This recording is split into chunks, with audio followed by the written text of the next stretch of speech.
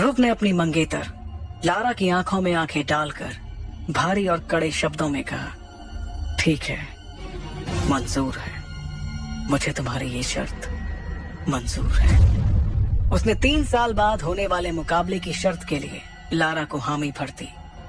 ध्रुव के इतना कहते ही लारा ने एक आखिरी बार उसे घूर कर देखा और फिर अपने बॉडीगार्ड्स के साथ शौर्य महल से बाहर जाने लगी।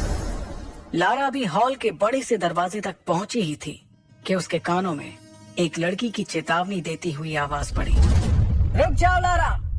जैसे ही लारा ने मुड़कर देखा तो उसे गुलाबी रंग के गाउन में इरा दिखाई दी। इरा दिखने में बहुत ही खूबसूरत थी और किसी भी तरह से वो लारा से कम सुंदर नहीं थी।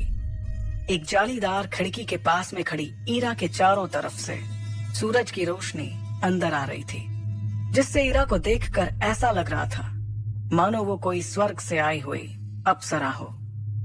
इरा ने लारा को देखते हुए कहा, मैं जानती हूँ कि आज तुमने जो कुछ भी किया है तुम्हें उस पर कोई पछतावा नहीं हो रहा होगा, क्योंकि अब तो तुम्हें ध्रुव का सामना करना ही होगा। और हाँ, एक बात और, कभी ये मत सोचना कि तुम अंबर दल की लीडर बन गई तो हम लोग डर जाएंगे, क्योंकि शौर्य दल में तुमसे ताकतवर लोग भी मौजूद हैं।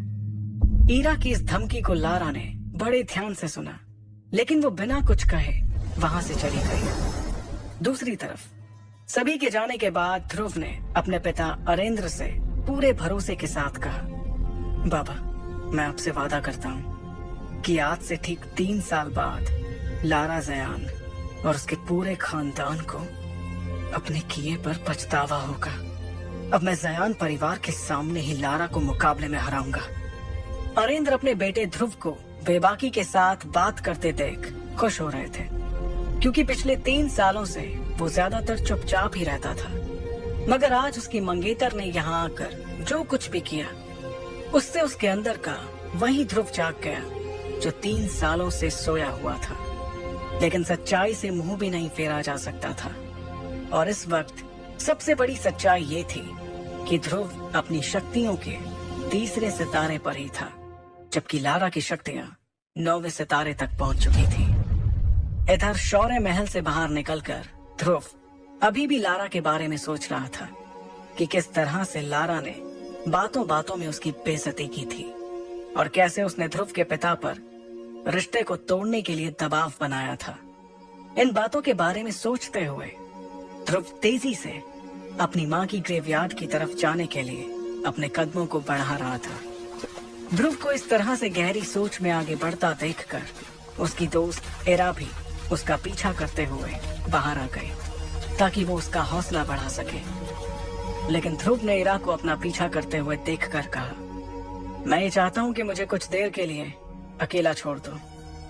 अपने सबसे अच्छे दोस्त से इतना सुनने के बाद इरा ने ध्रुव को कुछ देर के लिए अकेले ही रहने दिया।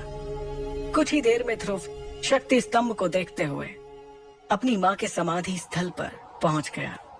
वो अपनी माँ की समाधि पर गिरे पेड़ के पत्तों और धूल को साफ करने लगा। उसके बाद अपनी माँ को याद करते हुए ध्रुव बातें करने लगा, माँ, ऐसा क्यों हो रहा है मेरे साथ? मेरी शक्तियाँ आखिर क्यों नहीं बढ़ रही हैं? इस तरह तो मैं 3 साल के बाद भी लारा से मुकाबला नहीं कर पाऊंगा, और अगर कर भी लिया तो उसे हराऊंगा कैसे? आखिर कैसे? इतना कहते हुए हताश होकर ध्रुव ने अपना सर माँ की समाधि पर रख दिया और अपनी आंखें बंद करते हुए कहा, 3 साल बाद सब कुछ खत्म हो जाएगा। माँ, अगर मैं अपनी शक्तियों को वापस हासिल नहीं कर सका तो पापा को पूरे मेसोडोरिया शहर के सामने शर्मिंदा होना पड़ेगा। अपनी माँ से बातें करते करते ध्रुव का गला सूख चुका था।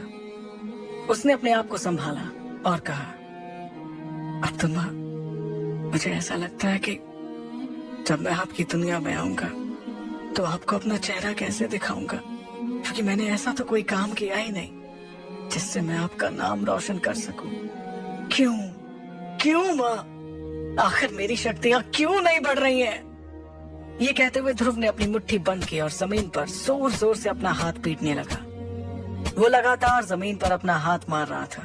कुछ देर बाद थक कर उसने कहा, माँ, अब तो कोई चमत्कार कोई करिश्मा ही मुझे मेरी शक्तियां वापस दिला सकता है। तभी उसके कानों में एक आवाज गूंजी, ध्रुव, क्या तुम मुझे सुन पा रहे हो? अपना नाम सुनते ही ध्रुव ने इधर उधर देखा। ध्रुव हैरान हो गया क्योंकि इस वक्त उसकी मां की समाधि पर उसके अलावा कोई भी नहीं था। तभी उसके कानों में दोबारा वही आवाज गूंजी, ध्रुव, ऐसा लगता है कि तुम किसी मुसीबत में हो और तुम्हें थोड़ी मदद की जरूरत है। इस बार इस आवाज को सुनकर ध्रुव अपनी जगह पर खड़ा हो गया और समाधि के चारों तरफ घूम कर देखने लगा, लेकिन उसे वहां कोई भी नजर नहीं आया। तभी एक बार फिर से उसके कानों में वो आवाज सुनाई पड़ी, मुझे इधर उधर ढूंढना बंद करो ध्रुव, मैं तो तुम्हारी अंगूठी में हूं। इतना सुनते ही उसने अपने सीधे हाथ की एक उंगली में काले पत्थर से बनी एक अंगूठी की तरफ देखा। ये अंगूठी ध्रुव को उसकी मां का दिया हुआ आखिरी तोहफा था। देखते ही देखते ध्रुव की अंगूठी में हलचल शुरू हो गई, जिसे देखकर वो थोड़ा हड़बड़ा गया। उसने अपने उल्टे हाथ से सीधे हाथ को संभालने की कोशिश की जिसमें उसने अंगूठी पहनी हुई थी, लेकिन तभी उसे अचानक एक जोर का झटका लगा जिससे वो जमीन पर जा गिरा। देखते ही देखते उसकी अंगूठी में से एक सफेद रंग का धुआं साय के रूप में बाहर निकला। फिर उस साय ने एक बूढ़े आदमी का रूप ले लिया। अपने सामने ये सब होता देखकर ध्रुव को अपनी आंखों पर यकीन नहीं हो रहा था। ध्रुव ने हड़बड़ाते हुए उस बूढ़े आदमी से पूछा, कौन हो तुम? ध्रुव के ये पूछते ही उस बूढ़े आदमी का सफेद साया उसके चारों तरफ घूमने लगा। उसे देखने के लिए ध्रुव को बार बार इधर से उधर गोल गोल घूमना पड़ रहा था।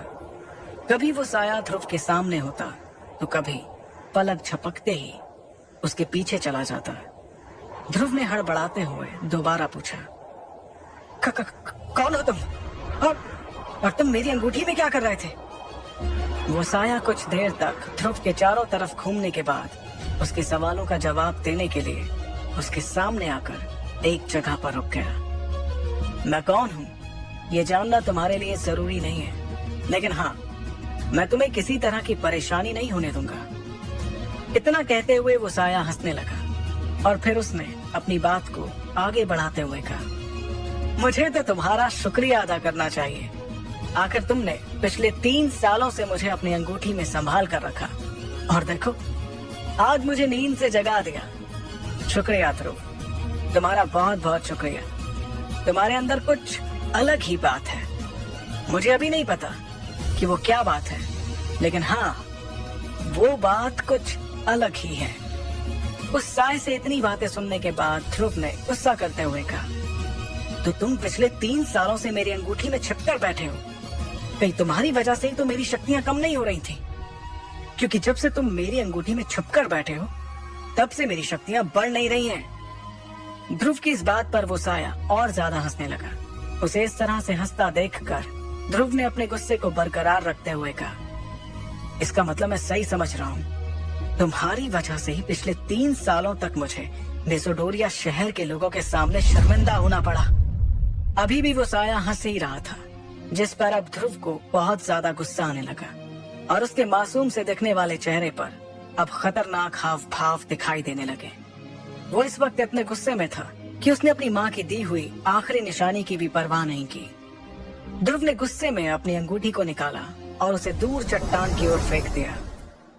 ध्रुव को इतना परेशान होता देखकर उस साय ने कहा, सुनो ध्रुव, जो होना था वो हो चुका। अब इस तरह से तुम्हारे गुस्सा करने से कुछ भी नहीं होगा, लेकिन हाँ, अगर तुम मेरा साथ दोगे तो मैं तुम्हारे बहुत काम आ सकता हूँ। ये बात ध्रुव को कुछ समझ नहीं आई। उसने उस साय से पूछा, आखिर तुम क्या चाहते हो? ध्रुव के सवाल का जवाब देने के लिए वो साया फिर से उसके सामने एक जगह पर हवा में रुक गया और कहने लगा, ये हुई ना बात। मैं चाहता हूँ कि तुम मुझे फिर से अपनी अंगूठी में रहने की जगह दो, बदले में मैं तुम्हें। वो साया इसके आगे कुछ कहता उसके पहले ही ध्रुव ने कहा, नहीं नहीं, कभी नहीं, कभी भी नहीं। मैं ऐसी गलती अब दोबारा नहीं करने वाला। मैं अब भूल कर भी उस अंगूठी को दोबारा नहीं पहनूंगा। तब उस साय ने अपने हाथ में उस अंगूठी को दिखाकर ध्रुव को समझाते हुए कहा, क्या तुम नहीं चाहते